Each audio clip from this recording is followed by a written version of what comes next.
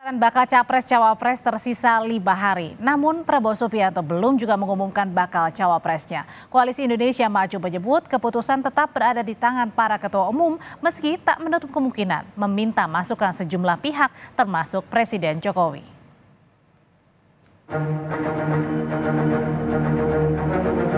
Tenang aja, ojo ke susu, Tapi kan udah minta ojo gerusa-gerusu.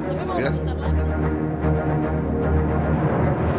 Tersisa 5 hari jelang akhir masa pendaftaran Capres-Cawapres ke KPU. Prabowo Subianto dan Koalisi Indonesia Maju belum juga mendeklarasikan kandidat Wapres. Politisi senior Golkar Nusron Wahid menegaskan, keputusan penentu tetap di tangan para ketua umum partai politik koalisi, meskipun terbuka kemungkinan untuk meminta masukan terhadap berbagai pihak, termasuk Presiden Joko Widodo. Yang jelas keputusannya itu adalah sangat tergantung dengan hasil pertemuan Majelis Ketua Umum Koalisi Indonesia Maju.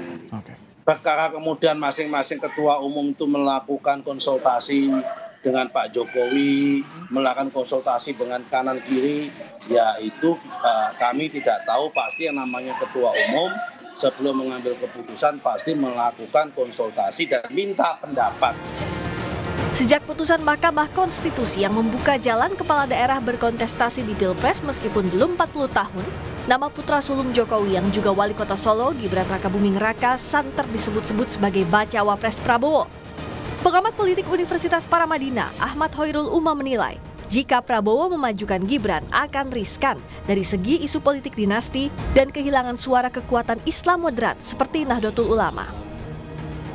Di level ini, jika Pak Prabowo kemudian memaksakan Gibran dan kemudian tidak menggunakan atau tidak mempertimbangkan variabel Islam moderat, variabel Nahdlatul Ulama misalnya sebagai basis kekuatan 50% kelompok Muslim di Indonesia, maka hal itu akan membuat Prabowo menjadi riskan.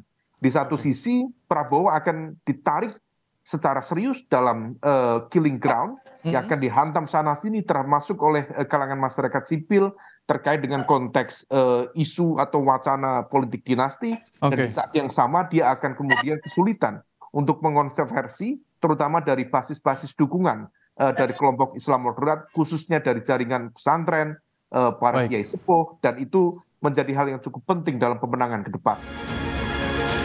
Sejauh ini Menteri BUMN sekaligus Ketua Umum PSSI Erick Thohir telah mengurus dan mendapatkan surat keterangan tidak pernah dipidana dari Pengadilan Negeri Jakarta Selatan. Begitu pula Ketua Umum Partai Bulan Bintang Yusril Iza Mahendra. Apakah selain Partai Koalisi Indonesia Maju, Prabowo tetap menunggu arahan Jokowi soal cawapresnya? Tim Liputan, Kompas TV.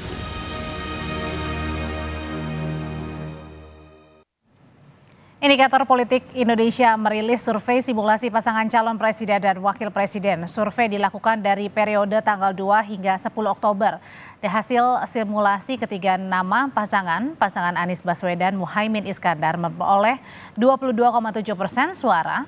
Sementara untuk pasangan Ganjar Pranowo Mahfud MD memperoleh 32,2% suara dan pasangan Prabowo Gibran memperoleh 37,5% suara. Survei dilakukan kepada 1.200 responden pada periode 2 hingga 10 Oktober dengan toleransi kesalahan margin of error 2,9% dan tingkat kepercayaan 95%.